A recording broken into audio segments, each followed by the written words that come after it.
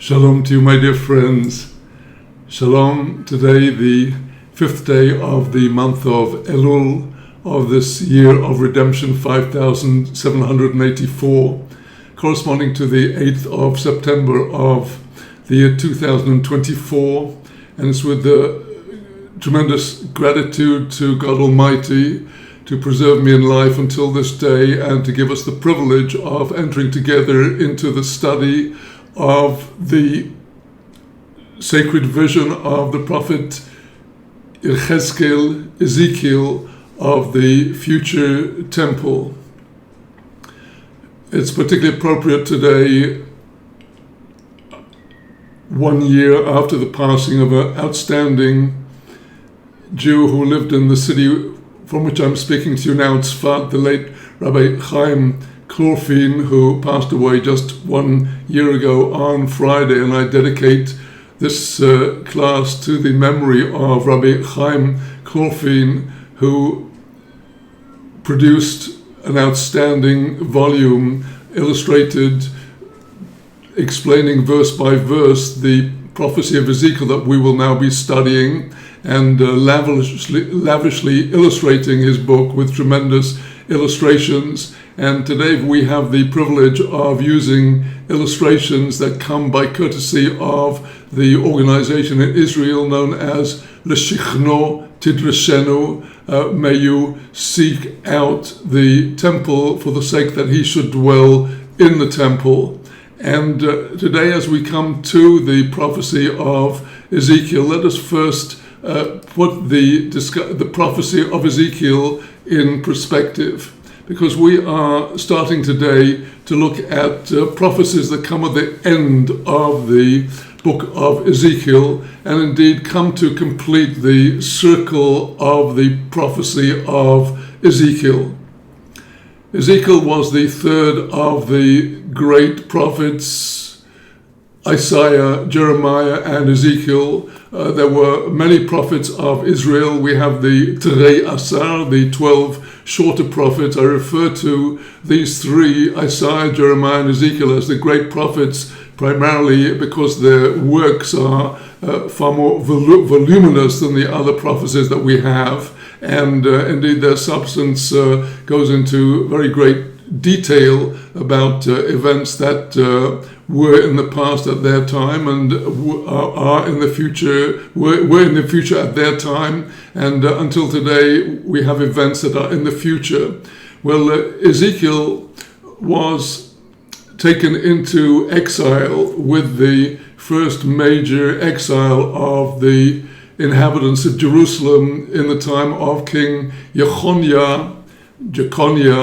The exile of Jeconiah is referenced in the beginning of the scroll of Esther, where it speaks about how Mordechai was one of those who was taken to Babylon in that exile by Nebuchadnezzar. And with that exile were the outstanding individuals like Daniel and his companions, and Ezekiel, a priest.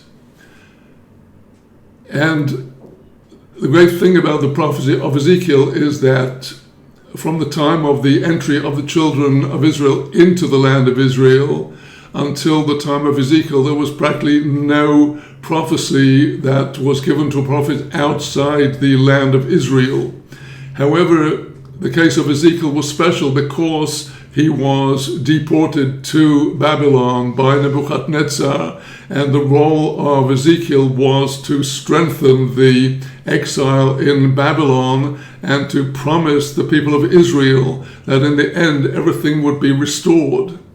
So the first chapter of Ezekiel begins with the well-known but very, very opaque prophecy of the Merkavah, the chariot, which is seen in the Kabbalistic texts as the primary source for our picture, as it were, of the divine chariot through which God rules the universe through his providence. Now, what many people are not aware of without going into the commentaries on Ezekiel are that his vision of the chariot of providence was actually a vision of the departure of the divine presence from Jerusalem prior to the destruction of King Solomon's temple. The actual destruction of King Solomon's temple took place about 11 years after the exile of King Jeconiah, with Ezekiel and the others taken by Nebuchadnezzar to Babylon in the first round. And King Jeconiah was replaced with King Zedekiah, who was the last of the kings of Judah. And it was in the reign, at the end of the reign of Zedekiah, that the temple was actually destroyed. And the prophecies of Jeremiah and Ezekiel both relate to the period prior to and after the destruction of King Solomon's temple. Jeremiah was an established prophet already some generations before the destruction, and Jeremiah delineates in detail the catastrophe of the corruption in Jerusalem and the destruction of the temple. Ezekiel evokes the corruption and the deterioration of the spiritual level of the people in the earlier chapters of his prophecy. And what we have in the early chapters of Ezekiel is his depiction of the successive the successive stages with which the divine presence left the inside of the temple edifice in its place over the Ark of the Covenant, through the great gate of the temple, through the gates of the courtyards, out away from Jerusalem to the east, pulling off from the temple prior to the destruction which was to come. So Ezekiel's prophecy of the Merkavah in chapter 1 was delivered before the destruction of the temple. And as I said, these early chapters of Ezekiel depict the decay of the society in Jerusalem that remained after the exile of Jeconiah, until the actual destruction, which Ezekiel touches on peripherally. But then as the prophecy of Ezekiel proceeds, he comes to the prophecies of the end of days and the Pur Anuyot, the punishments that will come upon the nations for their persecutions of Israel. And then in the middle 30s of Ezekiel come the well-known prophecies of the resurrection of the dead, the breathing of souls into the bones, and then the prophecy of the joining of the two sticks, the two houses of Judah and Ephraim at the end of days, who will unite under one king. And then we have in chapters 38 and 39 of Ezekiel, two chapters going into more detail about the war of Gog and Magog than anywhere else in the prophets. In the prophet Zechariah, chapters 12 to 14, there are references to the war of Gog and Magog, and also in other prophets, but it's Ezekiel who is the prophet who delineates who are the nations engaged in the alliance against Israel, when precisely are they going to come, namely the date line. The date is stamped into chapter 38. The war of Gog and Magog is waged after the exiles of Israel have begun to come back to the land and are dwelling in peace in the hills of Israel. And it's then that Gog decides to launch his attack. And these two chapters, 38 and 39, are the conclusion of the serious reproofs of the book of Ezekiel, and the resolution of the entire period of the world in a state of chaos, until opens chapter 40 on a completely new note. And this is the prophecy of Ezekiel about the future temple and the future order. We have here 9 chapters, chapter 40 through 48 inclusive, which depict the design of the future temple building, including both the walls and the gates and the courtyards and the temple edifice itself and other chambers in the temple complex.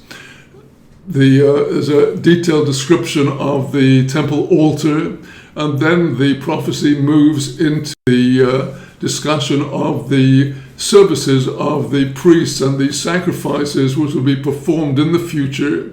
And in the closing chapters, Ezekiel details how the entire promised land, whose borders he actually gives in detail, he details how the land will be apportioned between the 12 tribes of Israel, and in the center of the land, with each of the 12 tribes having their strip of land running from the east, the hinterland of the land of Israel, all the way to the Mediterranean. There will be 12 parallel strips of land from east to west, each one for one of the 12 tribes. And in the middle of the country will be a large strip, likewise from east to west, which will be the strip where at the center will be the temple and the city of Jerusalem. And there will be areas for the priests, there will be areas for the Levites, and there will be areas for a figure that will be of great importance to us in our studies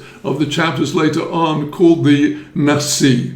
The Nasi, which we in biblical Hebrew would normally translate as a prince, as in the case of the Nasi, the prince of each of the 12 tribes, as in the book of Numbers. We have here in Ezekiel the concept of one Nasi who is a somewhat shadowy figure, and we shall discuss later on whether this is the high priest or whether this is Melech Mashiach, or a figure that comprises both aspects of government and a spiritual influence. And finally, in the closing sections of the prophecy, we have the prophecy of the waters of salvation coming forth from the temple and spreading to the east and the west and in all directions until the conclusion of this prophecy. Well, we shall have occasion to discuss in the course of this series whether actually the vision here that we have in these chapters is the way that the future temple will actually be, or how it's going to be, is a very, very great mystery.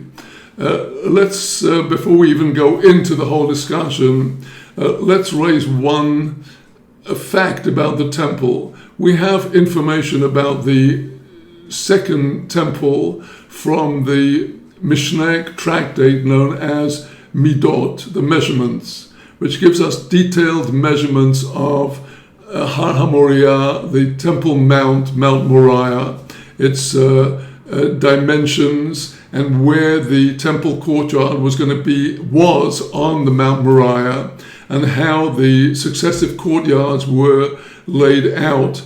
And according to Mishnah Midot, and this is brought also in Maimonides' Laws of the Temple, where he also delineates how the second temple was. The total area of the Temple Mount was 500 cubits by 500 cubits. The biblical cubit is basically the measure from the tip of one's finger to one's elbow. It's the forearm of the average person is the length of the cubit. In all of the Torah measurements, we are actually taking very familiar objects, the breadth of a thumb or the breadth of 4 fingers, or we're taking fruits known in the land of Israel, like the olive, the pomegranate, the fig, in order to express different kinds of measurements.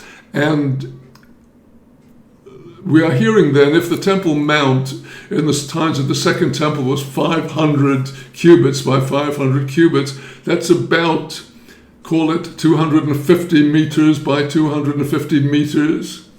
Well, we shall see in the prophecy of Ezekiel that the primary primary measure that he uses is the kaneh. The kaneh, the Hebrew word kaneh, is the word for a reed. Just imagine a reed growing some 6 feet tall by the side of a marsh or a river.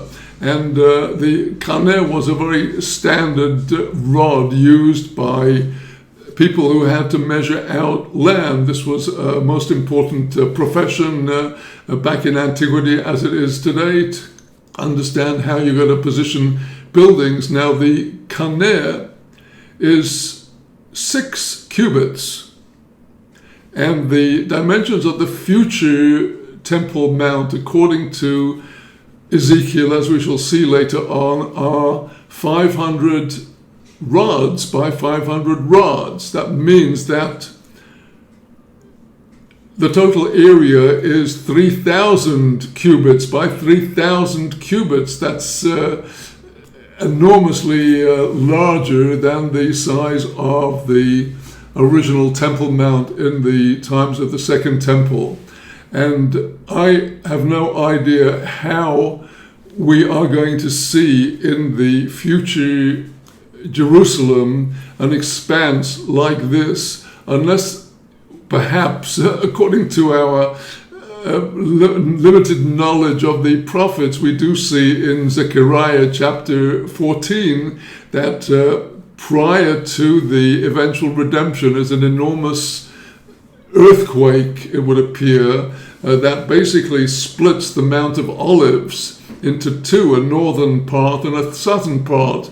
The two parts of the Mount of Olives, which is to the east of Jerusalem, retreat, the one side to the north and the other side to the south. Exactly what this means, I don't want to go into at this point. We will discuss later on some very interesting comments by the great biblical commentator Rabbi Yitzchak Abarbanel, who will figure in our discussions, where he discusses whether here we're being presented with a picture of a Jerusalem that will actually be manifested in front of the eyes of whoever will be alive at that time in this place we today call Jerusalem, or are we talking about the heavenly Jerusalem only? A very important principle in all of these discussions is that the heavenly Jerusalem is aligned with, and its fortunes, as it were, are bound up with the earthly Jerusalem. All the time that the earthly Jerusalem is in ruins, our sages say that God has not entered completely into his final rule over creation. There is something missing. And the concept of the alignment between the supreme heavenly temple and the earthly temple comes into the discussions about the future temple in a very important way. Let me just say at this point that one of the primary sources for all of the laws of the temple, as it is for all of the laws of the 613 commandments, is Moses Maimonides' code, the Mishnah Torah of Rambam. And there in Hilchos Beis HaBechira, the laws of the temple, he states at the very outset that when the exiles from Judah came back from Babylon after the Babylonian exile, when the green light was given by Persia to build the second temple, they did not feel confident that they could yet build Ezekiel's temple. They already had Ezekiel's prophecy, because Ezekiel's prophecy was delivered in Babylon sometime after the destruction of the first temple, and it was quite a few decades after that that the green light came from the Persians to rebuild the temple. And as Maimonides states there in the first chapter of Hilchos Beis HaBechira, the laws of the temple built by the returnees from Babylon was a kind of hybrid, somewhere between the Temple of Solomon and Ezekiel's temple. There are substantial differences between the first and second temple on the one hand and the future temple prophesied by Ezekiel on the other hand, and we shall have occasion to discuss all of these as we pursue our studies. And one final point before we embark on the text is that we have our Hebrew text of Ezekiel, extraordinary thing that we have preserved, such an extensive document, a priceless document from antiquity. And not only this, but we have the great commentators on the Hebrew Tanakh, without which it will be impossible, I think, for us to begin to understand these texts. The text of Ezekiel's depiction of the temple is one of the most difficult linguistically in the whole of the Tanakh, because he is presenting to us in words architectural concepts, and we are dependent on our commentators, and I will set before you the principal commentators to whom I turn in these studies. First and foremost is the Targum of Yonatan ben Uziel. The Targum is the translation of the Bible into Aramaic. Now we have on the 5 books of Moses the Targum of Onkelos, but Onkelos was preceded in his translation by Yonatan ben Uziel, who was living at the beginning of the Common Era. He was the primary student of Hillel, and his translation of the entire Tanakh is said to have been made with Holy Spirit, and in many cases in his Aramaic he expands on the Hebrew text in order to help us to understand better the implications and the allusions in the text.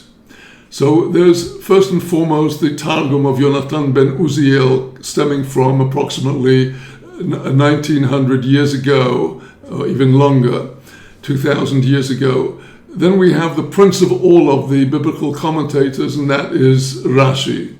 Rashi, Rabbi Shlomo Yitzchaki, who likewise wrote commentary on the entire 5 books of Moses, on the entire Nevi'im and Ketuvim, the prophets and the holy writings, on almost all of the Babylonian Talmud, as well as other texts. And the commentary of Rashi, particularly in our area of the prophecy of Ezekiel on the temple, is indispensable for trying to understand the very opaque language of the prophet. Secondly, there is the commentary known as the Metsudot David, written by a rabbi in the 18th century, and the Metzudat David is a commentary that has as 2 parts of it: the Metzudat Tziyun, which explains the meaning of unusual Hebrew words in the text, and the Metzudat David itself, the Tower of David, which is one of the most literal and plain and easy to understand Hebrew commentaries on the Tanakh. There are other commentaries as well, and we shall be discussing the commentary of Abarvanel, but let us now turn to the opening words of the prophecy of Ezekiel about the future temple.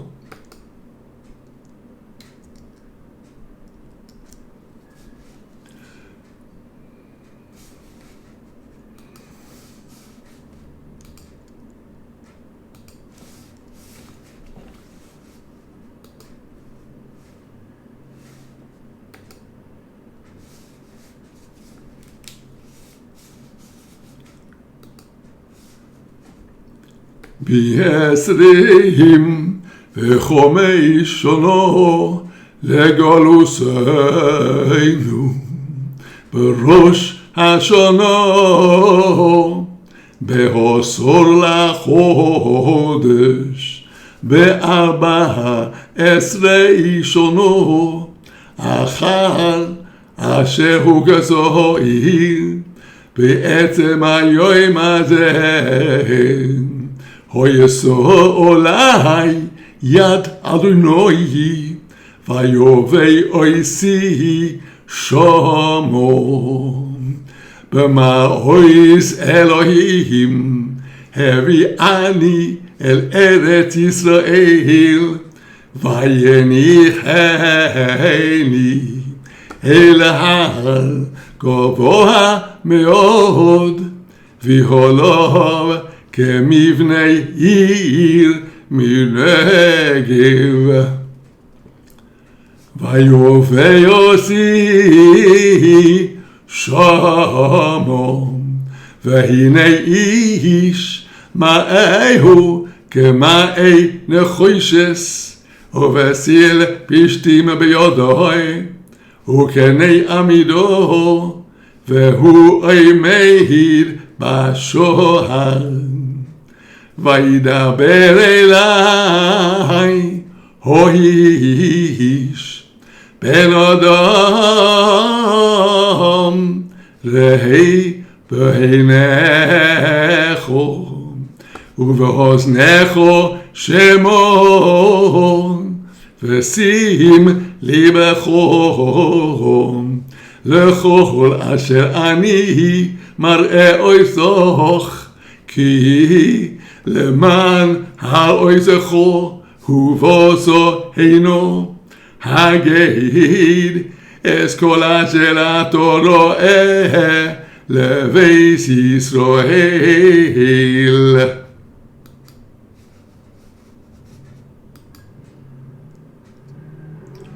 We've just heard the opening 4 verses of chapter 40 of Ezekiel, the introduction to his prophecy, and he tells us when the prophecy was delivered, and he tells us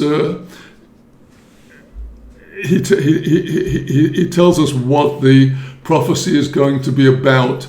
And after the section that we just heard, Ezekiel enters into the details of the Temple Mount and the temple structure, starting off with the eastern gate from which he entered. But let's go back first over these 4 Hebrew verses and see what information we can glean from them. The timing is now explicitly 25 years from our exile. That is to say, he dates explicitly from the time of the exile of Jechoniah from Jerusalem to Babylon. B'Rosh Hashanah be'esor l'chodesh. It was on the Rosh Hashanah, the head of the year, on the 10th of the month, Ba'arba Esrei Shana, this is in the 14th year, after the city was struck, the destruction of Solomon's temple. It was precisely on this day that the Yad Hashem, God's hand, as it were, the standard prophetic expression for the influx into the prophet of the prophetic spirit, and he brought me there. Well, before we comment on where there is, let us note the contradiction apparently in this opening verse, in the expression on the new year, Rosh Hashanah, be'asor l'chodesh, on the 10th of the month. And this is a contradiction because we know that Rosh Hashanah is on the first day of the month of Tishrei. So why here is the prophet talking about the 10th day of the month? And the answer our sages explained is that this was the Jubilee year. The Jubilee year, the 50th year, namely ever since the children of Israel had entered the land of Israel under Joshua and conquered the land and apportioned the land. They had had counts of the sabbatical years, and after every 7 sabbatical periods of 7 years, after 49 years, there was the Jubilee year, as is set forth in the last but one chapter of the book of Leviticus. And there in the book of Leviticus, in that penultimate chapter, it tells us that in the Jubilee year, the redemption of the slaves, the freeing of the slaves, and the return of all the lands to their original owners, when everything goes back to where it started and everything is redeemed, that takes place on the Day of Atonement of that year. And this is very significant in this whole prophecy, that the prophecy is given to Ezekiel on the opening blast of the Jubilee. This prophecy is all about redemption. And what is the meaning of this word here at the end of the verse? He brought me Shama.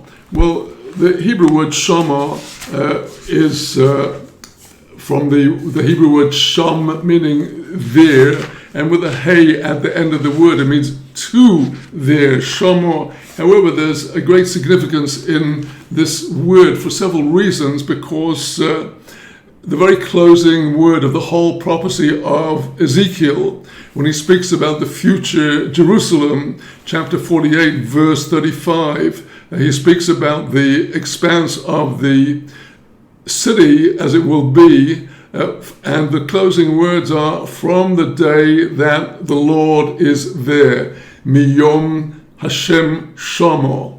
So Shama is a very significant word. Actually, if you turn it backwards, it's Hashem. You can make the word Moshe, and you can make the word Hashem. So in other words, Ezekiel was clearly taken wherever this prophetic moment was, to the very peaks of Torah prophecy. And let's continue just commenting on these first verses. In the visions of God, he brought me to the land of Israel, and he placed me on this great mountain, and upon it is the structure of a city in the south. It is significant that the city of Jerusalem, as it was in previous temple times, and as it will be in the future temple, is to the south of the Temple Mount. The temple itself is to the north. Kabbalistically, this signifies that the south is the aspect of chesed, of kindness. The north is the aspect of gevurah. And the temple comes to sweeten the gevurah, the strength and the stark might of the northern aspect. So we see that the prophet, they bring the prophet there, and here is an ish. Throughout the Tanakh, the word ish alludes, according to its context, to an angel, and his appearance was like the appearance of copper. And this ties in again back to the early chapters of Ezekiel, where it's a man who is dressed in white garments, the garments of linen, who appears to the prophet. And here the prophet has in his hand the cord of linen, and he has the rod of measurement, and he's standing by the gate. Well, the concept of pishtim, of linen, Kabbalistically signifies the aspect of gevurah. It is Cain in the opening chapters of Genesis, chapter 4, Cain, who brings linen as his offering, whereas Abel, who is the side of kindness, brings lambs. Cain, the side of gevurah, brings linen. And here, because this whole section is actually delineating in great detail the future temple, which is an aspect of gevurah, we are entering into every little detail to show how the whole thing is made up of all these details by the might of God. And verse 4, the Ish, this angel, speaks to the prophet, Son of man, see with your eyes and hear with your ears and attend with your heart to everything that I'm showing you, for it is for the sake of showing you all of this that you have been brought here, and you must say everything that you are seeing to the house of Israel. Well, this idea that the prophet is going to have to teach all of this to the house of Israel will recur later on, and it's very important to our studies that we understand this. The whole point of our hearing about this future temple is that we should see, by contrasting its great purity with the sad reality of our world, that we shall know what is our goal. We shall know what we are to look forward to. We shall be ashamed of our own deeds that have brought about this sordid reality around us. But by studying the structure of the temple and contemplating its services, we shall thereby purify ourselves according to the concept that those commandments that we are unable as yet to perform, it is through their studies that it is accounted to us as if we were studying them.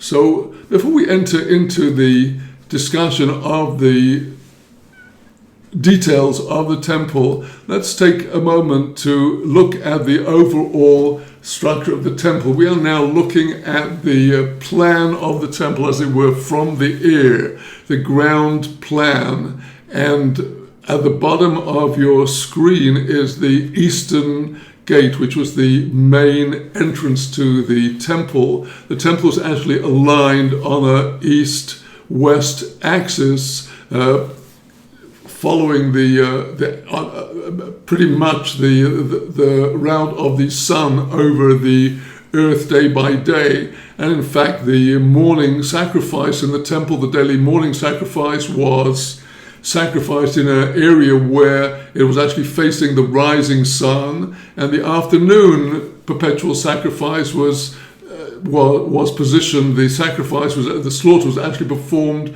where the settings, the beginning of the downward journey of the sun was visible. But just to understand what we are looking at now, as I've said, we are looking, the bottom of the screen is the eastern end, and the top of the screen is the western end, and the actual temple structure is in the top third of the screen, and the temple structure itself is the rectangle, the center rectangle. Both to the west you'll see 3 rectangles, and down in the south you'll see 2 rectangles, and in the middle there is 1 rectangle. The rectangle in the middle is the Azara, that is the central temple courtyard, and bang in the middle of it was positioned the Mizbeach, the altar. And according to our tradition, as stated by Maimonides in the laws of the temple, the position of the altar was on the place where the first Adam, the earth from which the first Adam Harishon, the first man, was taken, and it was there that Adam sacrificed. It was there that Noah sacrificed after the flood. It was there that Abraham brought Isaac to bind him for the Akedah offering, and it was there that Jacob had his dream of the ladder ascending to heaven. So the position of the altar, which is really, from our human point of view, the center of all of the main temple services, was bang in the middle of the central square. And to the west of it is, in the middle of those 3 rectangles in the upper part of your screen, to the west of the central courtyard is, in the middle there, the temple structure itself. And we should be discussing what is the significance of these parallel perpendicular lines on both sides of the central inner rectangle of the temple building. The temple walls, the walls of the actual temple edifice itself, had a series of cells surrounding the wall, built into the structure of the walls, as we shall discuss. So the temple edifice there, as I said, is the upper part of your screen, and in the temple edifice it was divided into 2. The outer part, the Kodesh, the holy, and the inner part, the Kodesh Kodoshim.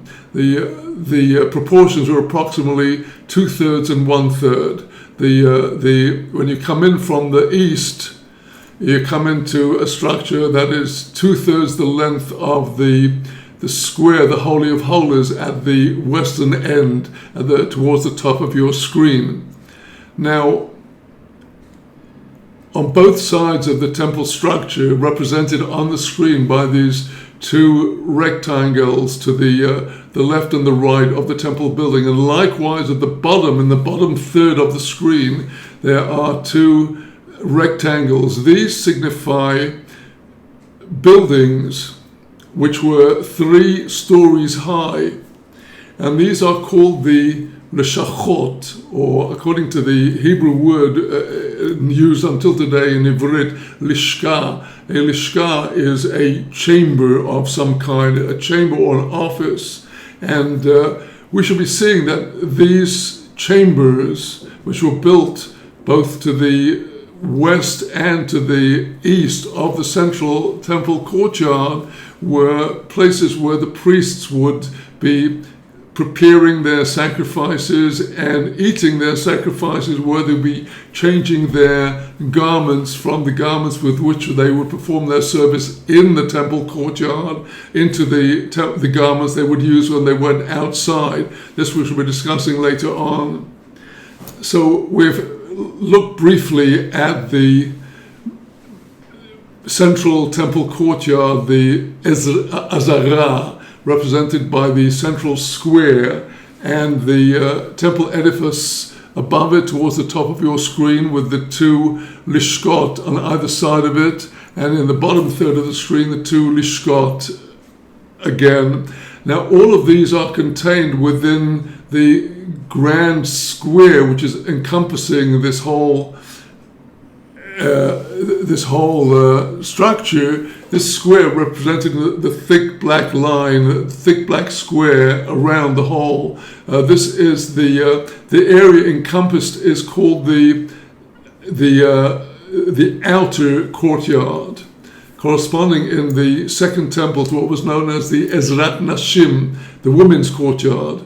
There's a very important difference between the second temple and the third temple, and that is that in the second temple, when you entered into the eastern gate of the Temple Mount and you ascended the mount, you'd first come to the Ezrat Nashim, the outer courtyard, the women's courtyard, and you'd walk straight on and go up 15 steps, and then you'd come into the central courtyard, the Azara, where the altar was. But in the future temple, the Azara, the central courtyard with the altar in the middle of the screen here, that is a square, and around it is another square, that is the outer courtyard. In other words, the outer courtyard entirely encompasses both the temple structure and the lishkot, and the entire area is actually taking up the whole of the Temple Mount. It's substantially different from the second temple, where, as I said earlier, the area of the temple was substantially smaller, and the Temple Mount was substantially smaller. Before we leave the outer courtyard, you'll see in the 4 corners of the outer courtyard are little rectangles. We shall discuss what the functions that these will serve in the future temple.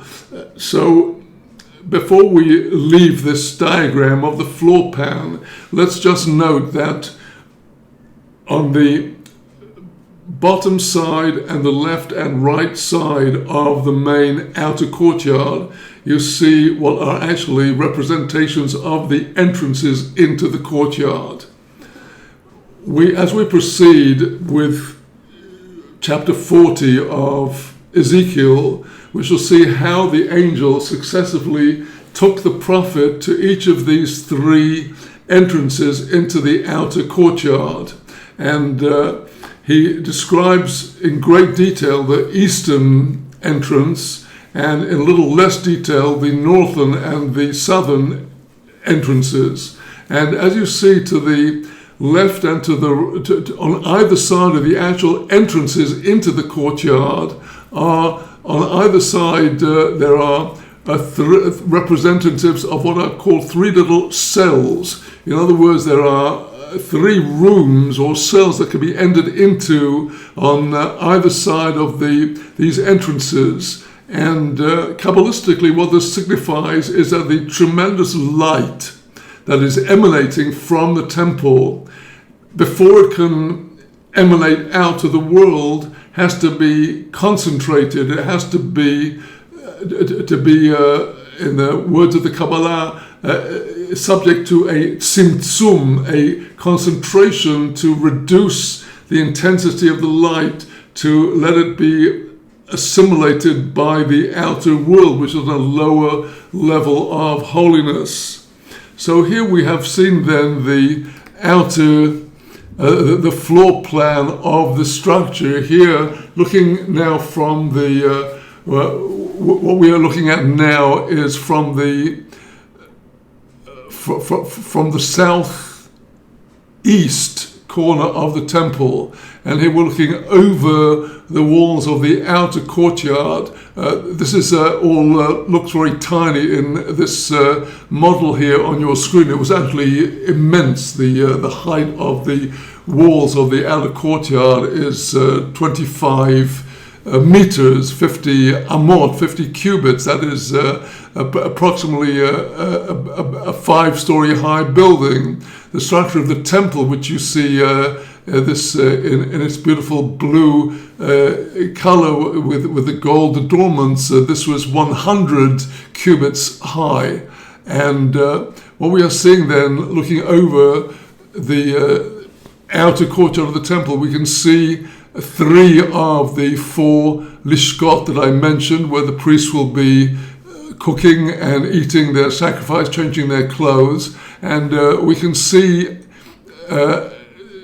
roughly the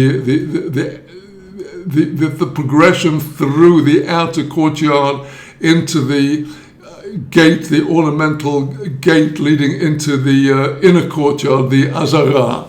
Well, with this now, we're going to start focusing on the actual eastern gate of the future temple, which is where the angel began Ezekiel's tour. And here we're looking, as it were, from the air, from the east, down over the eastern gate to the outer courtyard with this very, very tall gate. And on either side of the gate at the bottom are these so-called cells. Let's get another picture of how they are from looking straight at them. Here you can see how the gate was planned so that you're looking directly through from the outside, directly through to the inner sanctuary in one straight line. This was very important because the temple is to the west of the Mount of Olives, and one of the most important of all of the procedures of the temple was the ashes of the red heifer, which had to be slaughtered not inside the temple but on the Mount of Olives. And for that reason, when the priest was slaughtering the red heifer on the Mount of Olives, he had to be looking eastwards to the temple structure, to the entrance of the sanctuary.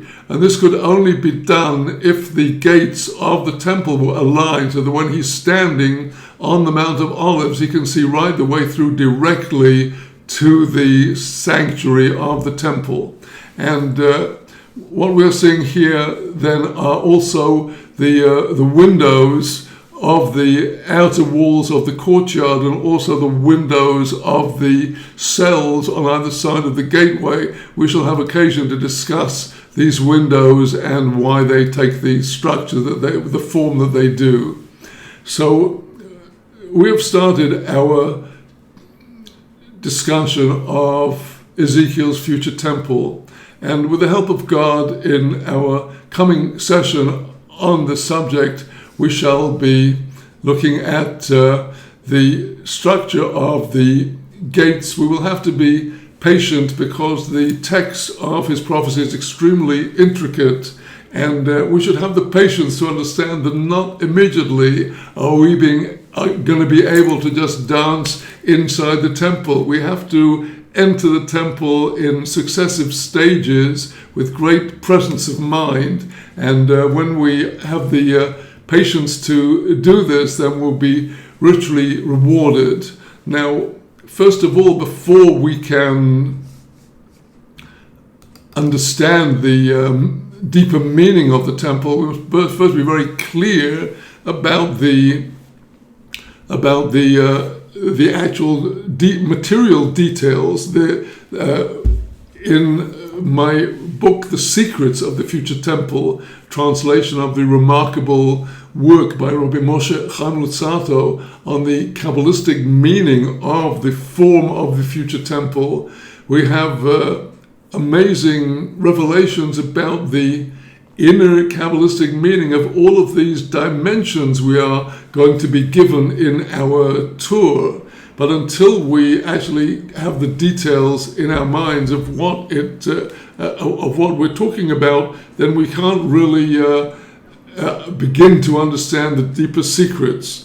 Well, by way of conclusion to today's discussion, I would like to just read from the commentary of Rabbi Yitzchak Abarbanel, the 15th and 16th century Spanish statesman at the court of the kings and queens of Spain, a tremendous figure, profound philosopher, learned in all of Torah and all of the extraneous wisdoms, a man of affairs, a financial consultant to the court, until he was threatened either to convert to Christianity or leave Spain, and he decided to leave Spain. And Abarbanel has commentaries on all of the Tanakh, and he says that this is the 19th of all of the prophecies of Ezekiel in the 25th year after the exile of Jechoniah. And he says that even though this appears at the very end of the work of Ezekiel, he says that we should understand that this is made up of several prophecies, the prophecy of the actual temple and the prophecy of the division of the land in the future among the tribes of Israel, and the final order of the land. And he raises in his discussion the question we've already addressed, working out why in this prophecy he speaks about it's being delivered on the Rosh Hashanah, the new year, but on the 10th day of the year that we have discussed already. He also asks why the temple has an east gate and a south gate and a north gate, but no west gate. He's going to discuss the various things which are absent from this discussion. He's going to discuss why in the vision of the decorations of the temple we do not have the oxen which were in the decorations of the temple of King Solomon. We have several differences. We have a difference between the perception of of his vision at the outset, chapter 1 of Ezekiel, why there he saw the ox with the lion and the eagle in the chariot, whereas in the future temple he sees no ox. We have various questions we're going to have to discuss about the discrepancy between the dimensions of the altar in the future temple and the altar of the second temple, in the future temple. He's going to ask why we see no discussion about the menorah, the candelabrum, or the showbread table in the temple. And this is very characteristic of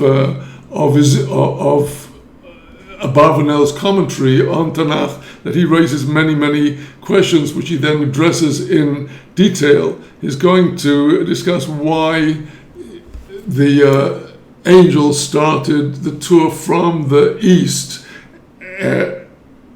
specifically.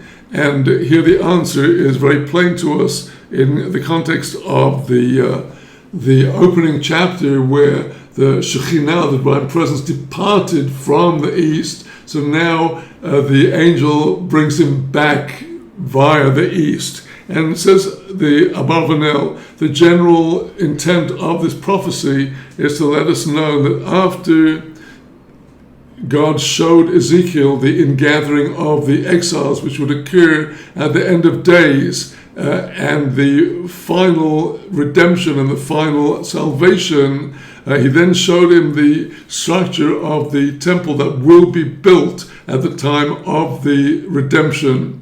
And he didn't show him everything about the house, nor did he show him everything about the great wealth of gold and silver which will be there. He only showed him the dimensions of the house, the height of the walls, the dimensions of the cells and the chambers and the gates, in order to show that this structure of the future will be greater than the temple of King Solomon and greater than the temple that was built by those who returned from the Babylonian exile. And this will be because of the great number of the people who will be redeemed and gathered in the future, all in order to show how the temple of God will be greatly expanded in its glory, and how the city of Jerusalem will be greatly expanded in the future.